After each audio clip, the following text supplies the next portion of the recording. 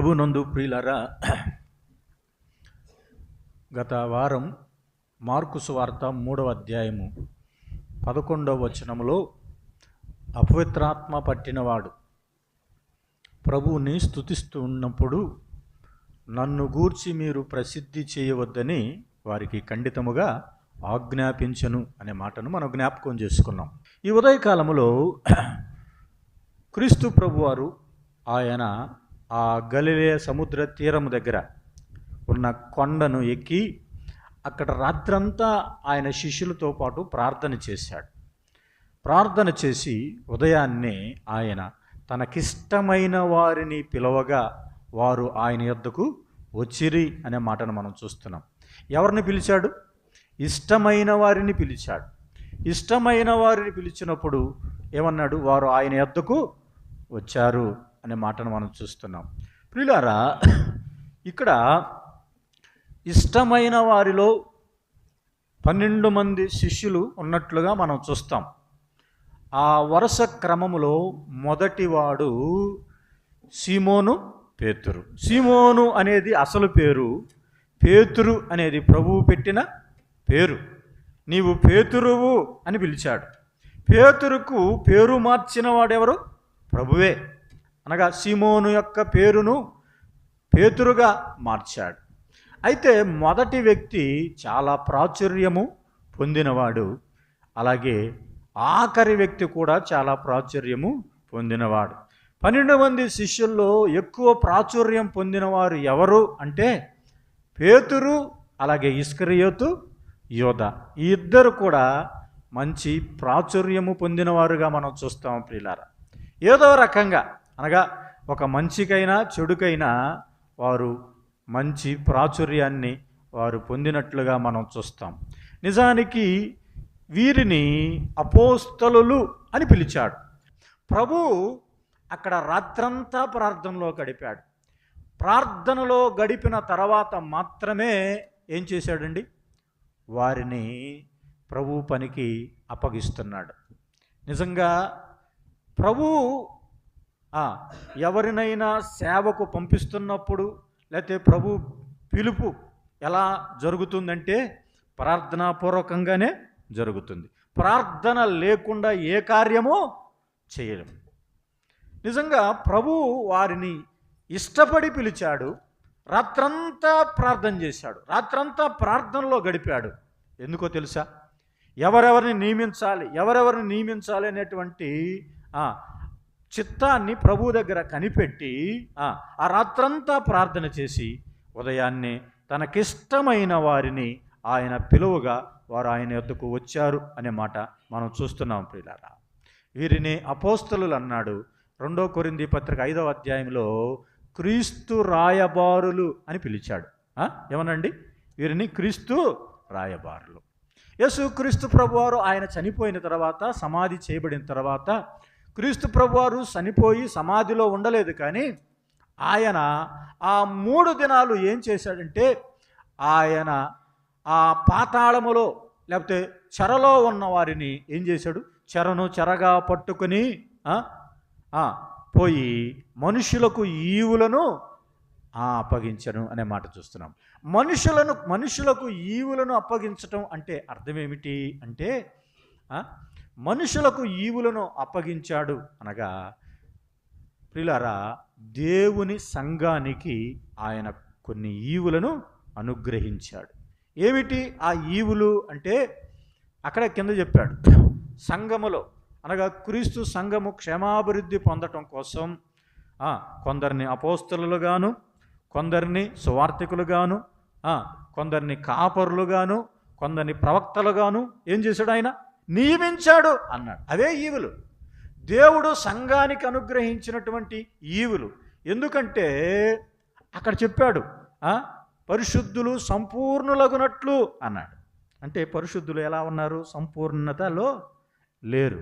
కాబట్టి పరిశుద్ధులు సంపూర్ణులు కావాలి అంటే ఎవరు కావాలి? అపోస్తలులు కావాలి అన్నాడు. తర్వాత క్రీస్తు శరీరము క్షేమాభివృద్ధి పొందినట్లు అన్నాడు. అనగా క్రీస్తు శరీరం అంటే ఏం చెప్పండి? సంఘము క్షేమాభివృద్ధి పొందినట్లు అన్నాడు. సంఘము క్షేమాభివృద్ధి. అపోస్తుల కార్యము 9వ అధ్యాయంలో క్షేమాభివృద్ధి అని కింద ఫుట్నోట్లో ఏమేశాడు? కట్టబడుచు అన్నాడు. సంఘము యూదయ, గలిలయ, సమరయ దేశముల యందంతటా సంఘము క్షేమాభివృద్ధి నందుచు అన్నప్పుడు క్షేమాభివృద్ధి అనగా సంఘము కట్టబడుట. సంఘము కట్టబడాలి అనగా క్రీస్తు శరీరము కట్టబడాలంటే కావలసిన వారు ఎవరు? అపోస్తలులు, ప్రవక్తలు, సువార్తికులు, కాపరులు అని జ్ఞాపకం చేస్తున్నాడు. వారిని నియమించాడు. మూడవదిగా పరిచర్య ధర్మము జరుగునట్లు అన్నాడు. ఈ 3 కార్యాలు సంఘములో జరగాలి. మొదటిగా పరిశుద్ధులు సంపూర్ణులు అవ్వాలి. రెండవది క్రీస్తు శరీరము ఏమాలి క్షేమాభివృద్ధి పొందాలి. మూడవది పరిచర్య ధర్మము జరగాలి. జరుగునట్లుగా దేవుడు ఏమిచ్చాడంట? ఈవులను అనుగ్రహించాడు. అనగా సంఘానికి ఇవ్వబడిన ఈవులు ఏమిటంట? ఇదిగో అపోస్తలులు అన్నాడు. ఈ అపోస్తలులుగా పిలువబడుతున్న వారిలో ప్రారంభ దినాల్లో 12 మంది ఉన్నారు, తర్వాత 70 మంది ఉన్నారు, తర్వాత అనేక వేల మంది ఆయనకు శిష్యులుగా ఏర్పరచబడిన వారు ఉన్నారు, ఆయన పంపిన వారు ఉన్నారు. ప్రియులారా, అనగా అపోస్తలుడు అంటే మనందరికీ తెలుసు ఏమిటి అర్థం? పంపబడిన వాడు అన్నాడు. పంపబడుట అంటే నిజానికి క్రీస్తు ప్రభు యొక్క పిలుపు లేకుండా ఎవరు కూడా పంపబడలేరు అని గుర్తుపెట్టుకోవాలి. సంఘములో కానీ ఏ పనికైనా కూడా మొదట ఆయన పిలుపు ఉండాలి. ఆయన పిలిచాడు, తనకిష్టమైన వారిని పిలిచాడు, తర్వాత వారిని ఏం చేశాడు? పంపినట్లుగా మనం చూస్తున్నాం.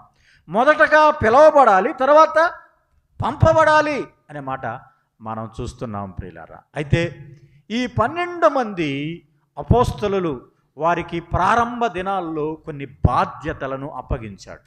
ఏమిటి చూడండి, మార్కు సువార్త 3వ అధ్యాయం అక్కడ రాశాడు. కొండ ఎక్కి తనకిష్టమైన వారిని పిలిచి 14వ వచనంలో మొదట ఏం చెప్తున్నాడు? వారు ఆయనతో ఉండునట్లు అన్నాడు. మొట్టమొదటిగా అపోస్తలులు చేయవలసిన పని ఏమిటి? వారు ఆయనతో ఉండాలి అన్నాడు. ఇది మొట్టమొదటి కార్యం. రెండవది ఏం చేయాలంట? దెయ్యాలను వెళ్ళగొట్టే అధికారము గలవారుగా ఉండాలి. మూడవది సువార్త ప్రకటించుటకు అన్నాడు. 3 ప్రాథమికమైన బాధ్యతలను వారికి అప్పగిస్తున్నాడు. ఏ primary works. God has given 3 primary works. ఏమేంటివి అవి? మొదటిగా వారు ఆయనతో పాటే ఉండాలి అన్నాడు. అర్థమైందా? పంపబడిన వాడు ప్రభువును కలిగి ఉండాలి, ప్రభువుతో పాటే ఉండాలి, ప్రభువు మాటలు వినాలి అనే మాటను మనం చూస్తున్నాం. రెండవది దయ్యముల మీద అధికారం కలిగిన వాడుగా ఉండాలి, సువార్త ప్రకటించేవాడుగా ఉండాలి. ఈ 3 ప్రాథమికమైన బాధ్యతలు కలిగి ఉండాలి. అయితే ఈ 3 ప్రాథమికమైన బాధ్యతల్లో పేతురు చాలా వరకు ఆ బాధ్యతలు నెరవేర్చాడు కదా. ప్రభువుతో పాటే ఉన్నాడు, ప్రభువు ఇష్టపడి పేరు పెట్టాడు, మంచి బోధకుడుగా ఉన్నాడు, మంచి నాయకుడిగా ఉన్నాడు. ఆ శిష్యులందరిలో కూడా మొట్టమొదటి పేరు 4 చోట్ల ఈ 12 మంది పేర్లు రాయబడ్డాయి. అనగా మత్తయి సువార్త 10వ అధ్యాయంలోను, మార్కు సువార్త 3వ అధ్యాయంలోను, లూకా సువార్త 6వ అధ్యాయంలోను, అపోస్తలుల కార్యముల గ్రంథం 1వ అధ్యాయంలో ఈ 4 చోట్ల 12 మంది పేర్లు రాయబడ్డాయి. 12 మంది పేర్లలో మొట్టమొదటి పేరు ఎవరిదంటే సీమోను పేతురు పేరే. మొట్టమొదటి పేరు సీమోను పేతురుదైతే చిట్ట చివరి పేరు ఎవరిది? ఇస్కరియోతు యోధాది. ప్రియులారా, మొట్టమొదటి పేరు అనగా అతనికి దేవుడు ఇచ్చినటువంటి ప్రాధాన్యత కానీ, నాయకత్వం కానీ, అతడు బోధించటం కానీ, సువార్త ప్రకటించటం కానీ, అతడికి ఇవ్వబడినటువంటి యోగ్యతలు అన్నీ మనం జ్ఞాపకం చేసుకుంటే ఒక మంచి నాయకుడిగా, మొదటి పేరు కలిగిన వాడుగా పేతురు కనబడుతున్నాడు. అయితే చివరి పేరు ఎవరి పేరు అన్నాడు? ఇస్కరియోతు యోధ. ఇస్కరియోతు యోధ పేరు చివరిలో రాయబడింది. అయితే అతని గురించి రాయబడింది అన్ని చోట్ల అతడు దొంగని, ద్రోహి అని, అబద్ధికుడని, సాతానని అనేక రకాల పేర్లతో అతడు పిలువబడుతూ రాయబడినట్లుగా మనం చూస్తాం. ప్రియులారా, ఈ ఇద్దరు ఒకే రకమైనటువంటి పాపం చేశారు. ఏమిటంటే క్రీస్తు ప్రభువుతో పాటే ఉండి క్రీస్తు ప్రభువును వదిలిపెట్టి వెళ్ళిపోయారు. అర్థమైందా? ఒకే రకమైన పాపానికి ఒడిగట్టిన వారు. అనగా క్రీస్తు ప్రభు వారిని ప్రేమించాడు, 3.5 సంవత్సరాలు వారితో పాటే ఉన్నారు. కానీ పేతురును జ్ఞాపకం చేసుకుంటే పేతురు యేసు ప్రభువును ఎరగనని ఎన్నిసార్లు అన్నాడు? 3 మార్లు అన్నాడు. 3 సార్లు బొంకి అనే మాటను మనం చూస్తున్నాం. క్రీస్తు ప్రభు ఆయన ఎవరో నాకు తెలియదు అన్నాడు. ప్రియులారా, అయితే క్రీస్తు ప్రభువుకు దూరముగా వెళ్ళిపోయాడు.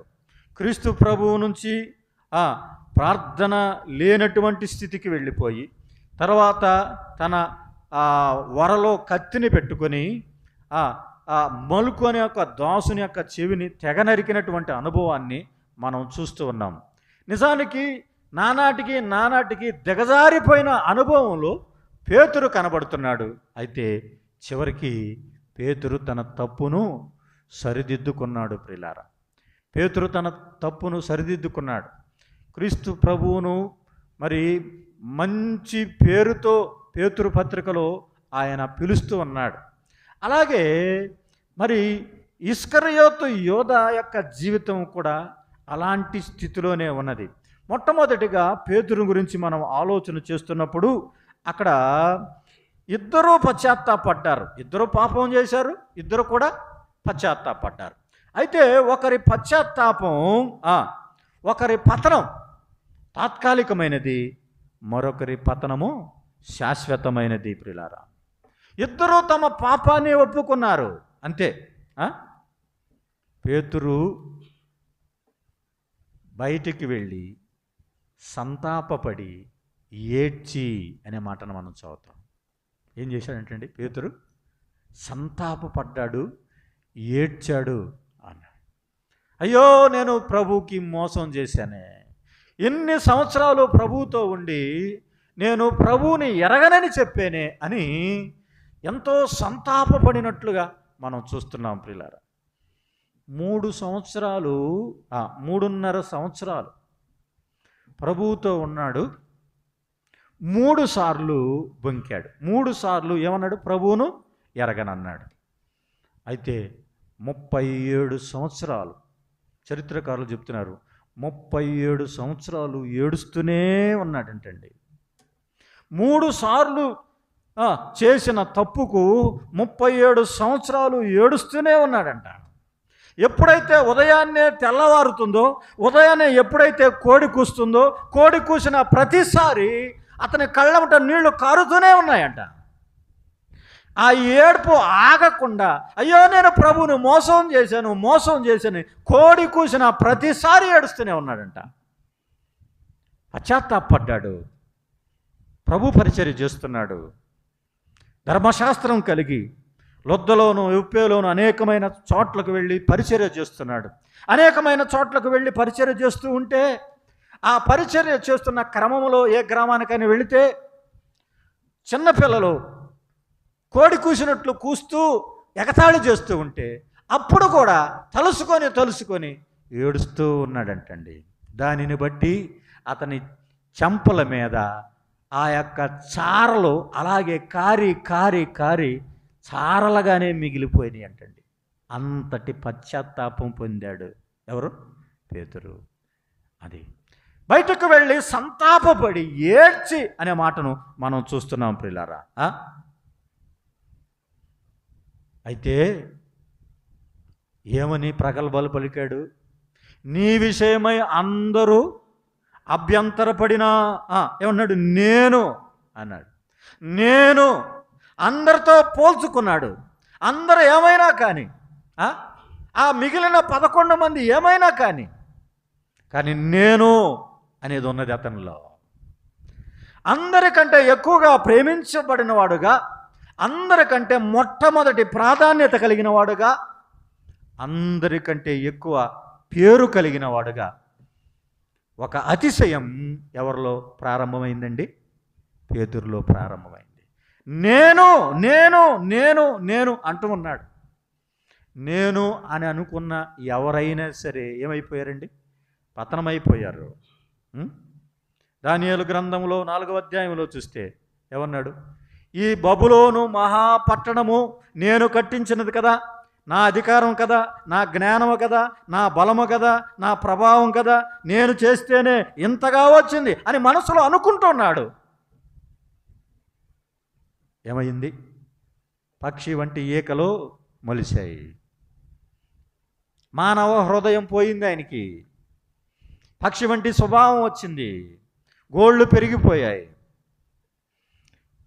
అతడు తన రాజ్యము నుంచి తొరిమి వేయబడినట్లుగా మనం చూస్తున్నాం.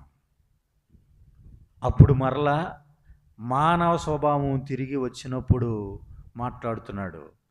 యెహోవా గర్వముతో నటించు వారిని అనప శక్తుడు, అనపటానికి సమర్థుడు ఆయన అని సాక్ష్యం చెబుతున్నాడు.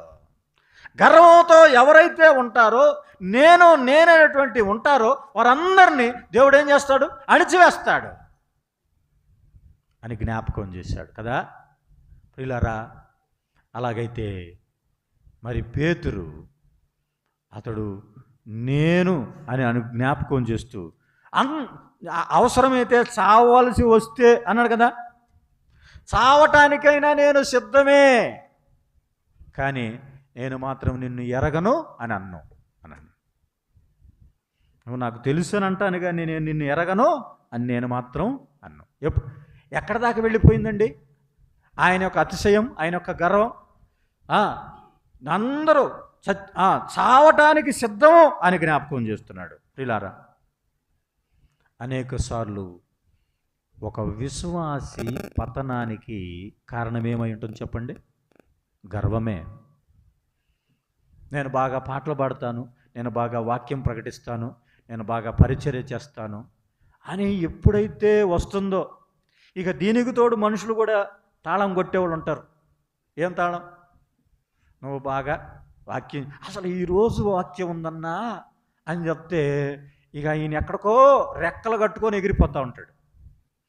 ఈరోజు పాట ఉందన్నా అనగానే కారణం ఏమిటంటే రాను రాను లోపల అతిశయము ప్రారంభమైపోతుంది. నేను బాగా పాడతాను, పరిచర్య చేస్తాను, నాకులాగా వంట వండేవాళ్ళే లేరు అనేటువంటి అతిశయం మనలో ఎప్పుడైతే ప్రభువు అలాంటి వారిని అణిచివేస్తాడు అంటున్నాడు. ప్రియులారా, ఆలోచన చేయండి. మనలో అలాంటి స్వభావం మనలో ఉండకూడదు అని జ్ఞాపకం చేస్తున్నాడు. ప్రియులారా, అంత మాత్రమే కాదు, పేతురు పడిపోవటానికి శరీర ఉద్రేకం. ఏమని పిలుస్తారు పేతురుని? దుడుకు పేతురు అంటారు కదా. ఎందుకని? మాట్లాడితే చాలు సప్పమని కత్తి తీస్తాడు. పొడవమంటావా అన్నట్టుగా కత్తి తీసి దూసి చంపాలని ప్రయత్నం చేస్తాడు. ఆ దినాల్లో వారికి అవసరాన్ని బట్టి వారికి నిజంగా ఆ ఎడారి ప్రాంతంలో కానీ లేకపోతే కొండ ప్రాంతంలో కానీ వారు వెళ్తున్న ప్రాంతంలో కానీ జంతువుల సంరక్షణ కానీ లేకపోతే వారు ప్రొటెక్షన్ కోసం వారు ఏం పెట్టుకునేవారు? కత్తిని కలిగి ఉండేవారు. కానీ కత్తి దానిని మనము దుర్వినియోగం చేయకూడదు. సారికి ఉన్నదిలే అనుకొని.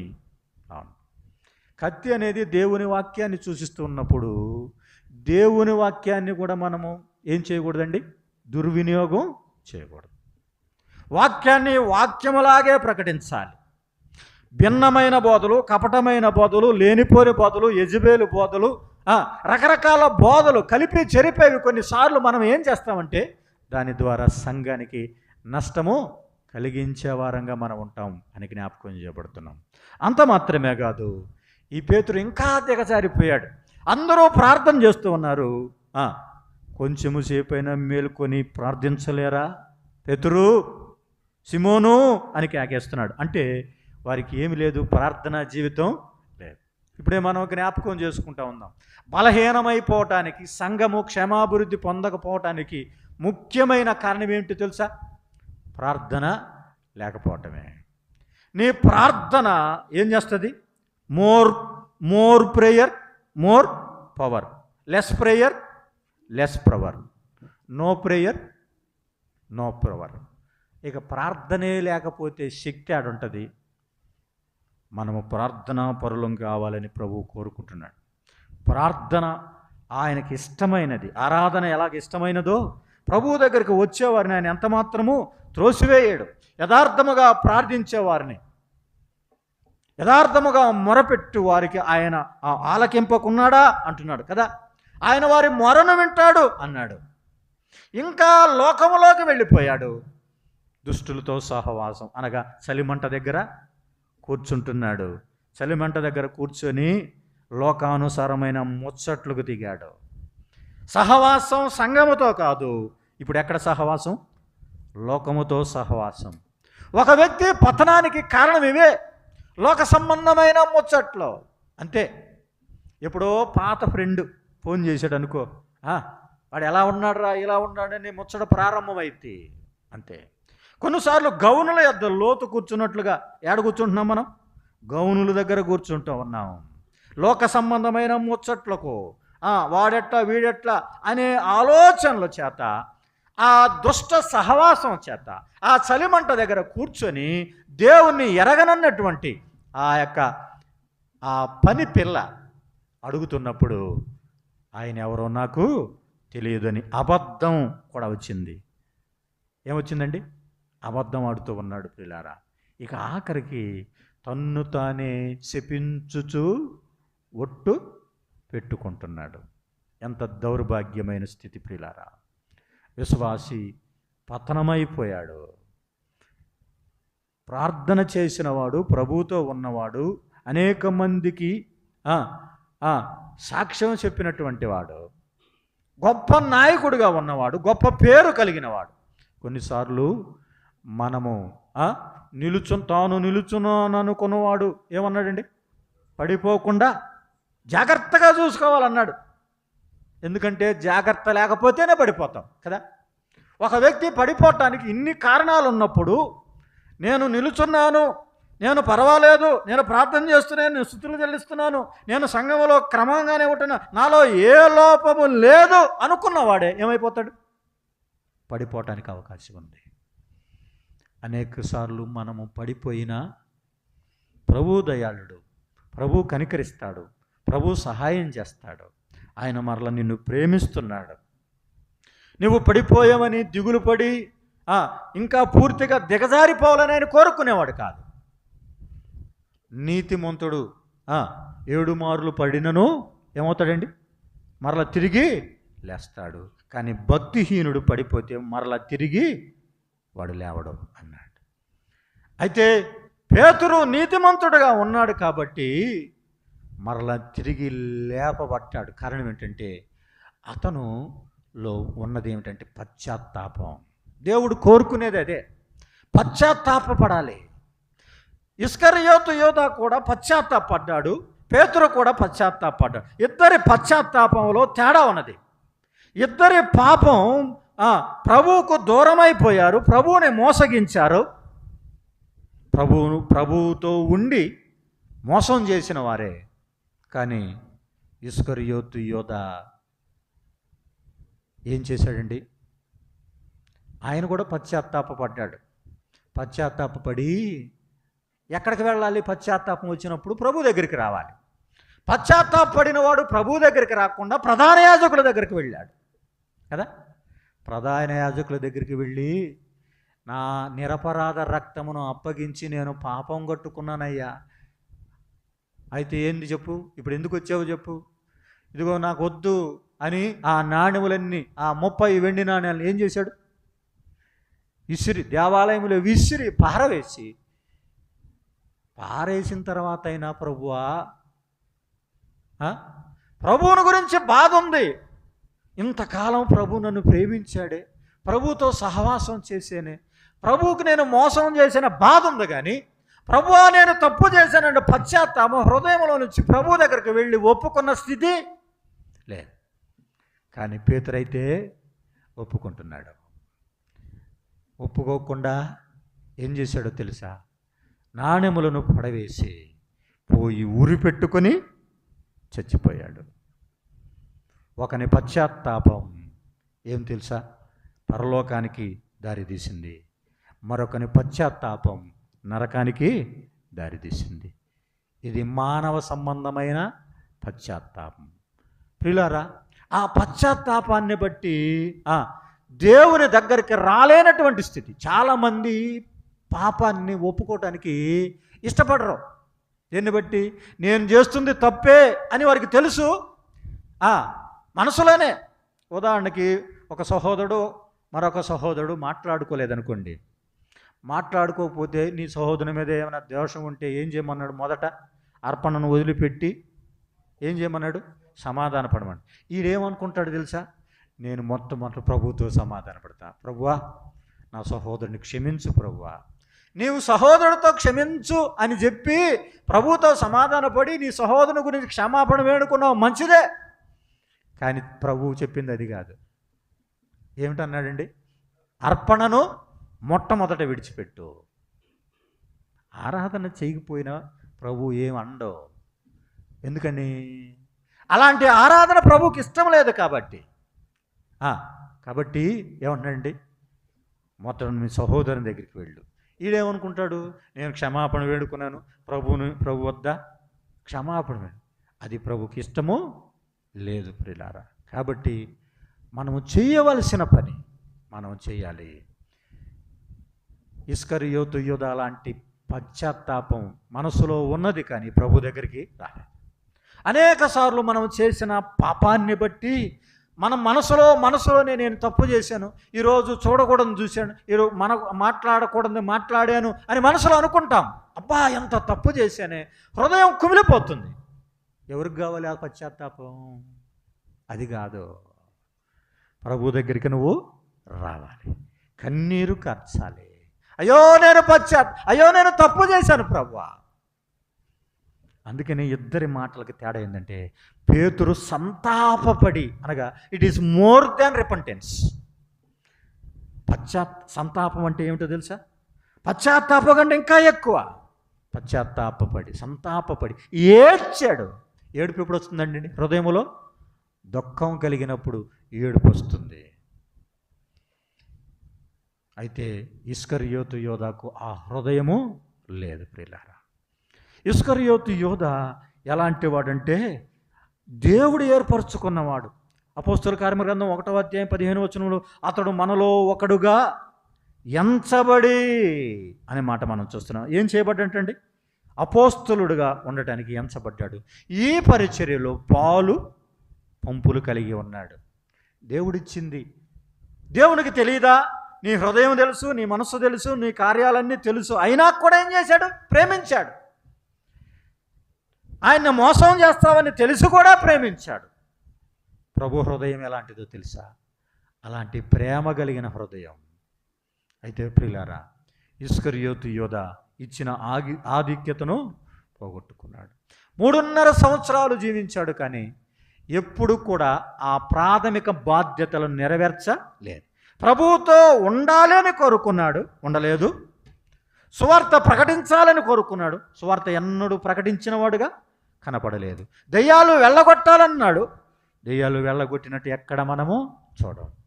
కానీ పేతురైతే సువార్త ప్రకటించాడు, ఆ తర్వాత అద్భుతాలు చేశాడు, తర్వాత ప్రభువుతో పాటే ఉన్నాడు. పేతురు తనకిచ్చిన ప్రాథమిక బాధ్యతలు నెరవేర్చాడు, కానీ ఎన్నడూ కూడా మరి ఇస్కరియోతు నెరవేర్చిన వాడుగా కనపట్ల. ఏం చేశాడు అంటే, 3.5 మీలో ఒకడు నన్ను అప్పగించబోతున్నాడు అని అన్నప్పుడు, ఇదిగో దగ్గరగా ఉన్న యోహాను, ప్రభువా ఆనుకున్న యోహాను, ప్రభువా ఎవరు అనగానే, నేను ఎవనికి ఈ మొక్క ముంచి ఇస్తానో వాడే అనగానే, ఇదిగో ఆ మొక్క ముంచి ఇస్కరియోతు యోధాకి ఇవ్వగానే వాడు దాన్ని పుచ్చుకొని లేచి వెళ్ళిపోయాడు. అయితే ఆ సందర్భంలో ఒకడు నన్ను అప్పగిస్తాను అనగానే అందరేమంటున్నారు? ప్రభువా నేనా? 11 మంది ప్రభువా అని పిలిచారు, కానీ ఇస్కరియోతు యోధ ఎన్నడూ కూడా ప్రభువా అని పిలవల. రబ్బీ నేనా, బోధకుడా నేనా బోధకుడుగానే ప్రభువుని ఊహించుకున్నాడు తప్పితే, అతడు బోధ చేస్తాడు అని ఊహించుకున్నాడు తప్పితే, అతడు నాకు ప్రభువు, నా జీవితాన్ని బాగు చేసేవాడు అని ఎన్నడూ ఊహించుకోలేదు. అందును బట్టి ఇస్కరియోతు యోధ పడిపోయినట్లుగా మనం చూస్తున్నాం పిల్లారా. అంత మాత్రమే కాదు, వాడు దొంగయ్యి, ఎక్కడ రాయబడిందండి? యోహాను సువార్త 12వ అధ్యాయంలో, ఈ అత్తరెందుకు బేదలకిచ్చి 300 దేనారాలకు అమ్మి బేదలకు ఇవ్వచ్చు కదా అంటున్నాడు. 300 దేనారములు అనగా 150 రూపాయలు అని రాయబడింది. 100 ప్రభువుని ఎంత వెలకు గుర్తించాడు. ప్రభువు పాదాలకు పొయ్యాలని ఆమె అత్తరు తీసుకొని వచ్చింది. ప్రభువును గణపరచాలని ఆమె వస్తే ప్రభువుకు విలువ ఇవ్వనివాడుగా ఉన్నాడు.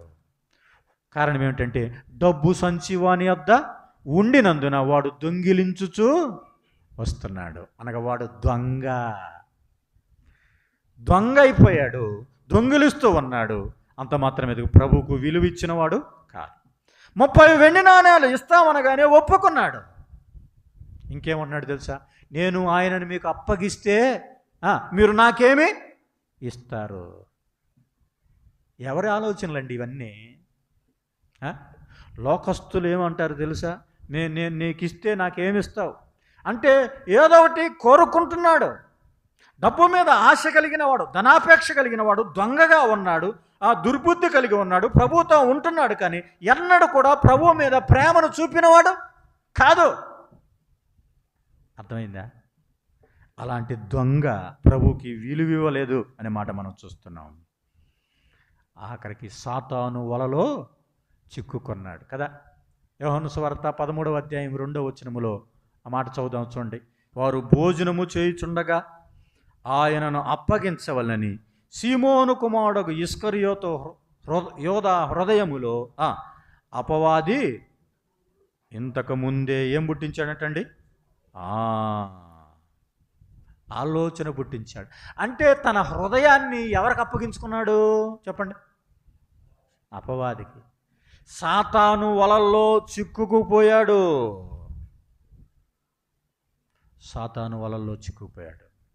2వ కొరింథీ పత్రికలో 10వ అధ్యాయం 5వ వచనంలో, ప్రతి ఆలోచన క్రీస్తుకు లోబడినట్లుగా అపవాదిని ఎదిరించుడి అన్నాడు. మన ప్రతి ఆలోచన ఎవరికి లోబడాలి చెప్పండి? క్రీస్తుకు లోబడాలి. నువ్వు ఉద్యోగం చేయాలన్నా, నువ్వు చదువు చదవాలన్నా, ఏ గ్రూప్ అయినా తీసుకోవాలన్నా, పెళ్లి చేసుకోవాలన్నా, ఎవరిని చేసుకోవాలన్నా, ప్రతి ఆలోచన క్రీస్తుకు లోబడాలి. అంతే. మన సొంత ఆలోచనలు కాదు, అపవాది ఆలోచనలు కాదు, క్రీస్తుకు లోబడాలి అని జ్ఞాపకం చేస్తున్నాడు. ఆఖరిగా తప్పు దిద్దుకోలేదు. శిక్ష విధింపబడగా పాపాన్ని ఒప్పుకోకుండా ప్రధాన యాజకుల దగ్గరికి వెళ్ళాడు, పోయి ఉరి పెట్టుకున్నాడు.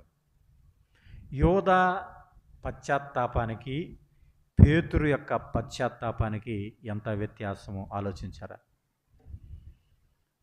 దేవుడు మొట్టమొదటిగా చెప్తున్నటువంటి మాట, ఆయన తనకిష్టమైన వారిని పిలిచాడు. నిన్ను నన్ను మనం ఎవరం?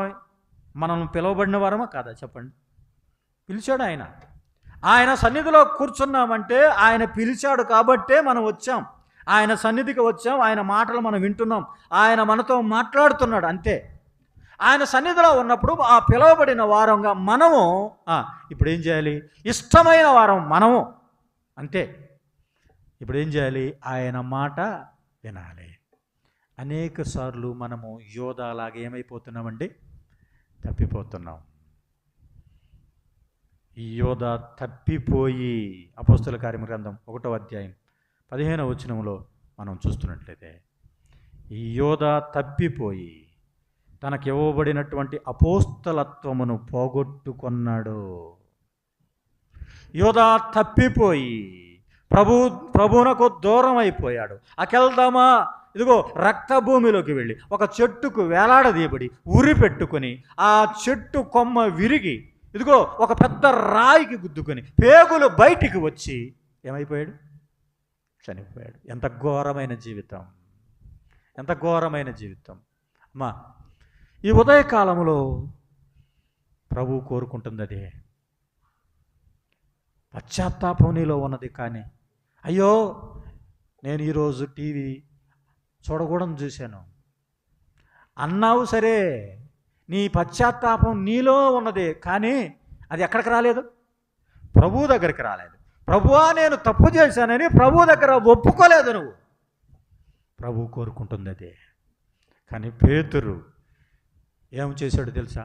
3 సార్లు బొంకినందుకు 3 సార్లు ప్రశ్న వేశాడు ప్రభు. యోహాను సువార్త 21వ అధ్యాయం 15వ వచనంలో, యోహాను కుమారుడవైన సీమోను, నీవు నన్ను ప్రేమించుచున్నావా? ఎప్పుడు ఇచ్చాడో తెలుసా ఆయనకి పరిచర్య? ఒప్పుకున్న తర్వాత, నేను నిన్ను ప్రేమిస్తున్నానయ్యా అనగానే ఏమన్నాడు? నీవు నా గొర్రెలను మేపు, నా గొర్రెలను కాయము అన్నాడు, నా గొర్రెలను మేపము అన్నాడు. 3 సార్లు అలిగాడు. 3వసారి మాట్లాడిన దానికి పేతురు వ్యసనపడి అనే మాట రాయబడింది. ఎందుకో తెలుసా? ముమ్మారు నువ్వేం చేసావు? బొంకావు. అందుకనే ఎన్నిసార్లు అడిగాడు? 3 సార్లు అడిగాడు. నీకు ఇష్టమేనా? నీకు ఇష్టమేనా? ఆయనకి ఇష్టమే అని చెప్పిన తర్వాత, రుజువుపరిచిన తర్వాత ప్రభు తన పరిచర్యకు మరలా పునరుద్ధరింపబడ్డాడు. నీవు కూడా అంతే. నీవు పాపములో ఉండి ప్రభు పని చేస్తాను అంటే నీకు నీవుగా పశ్చాత్తాప పడుతూ ఉంటే దానివల్ల ఎలాంటి ప్రయోజనము లేదు.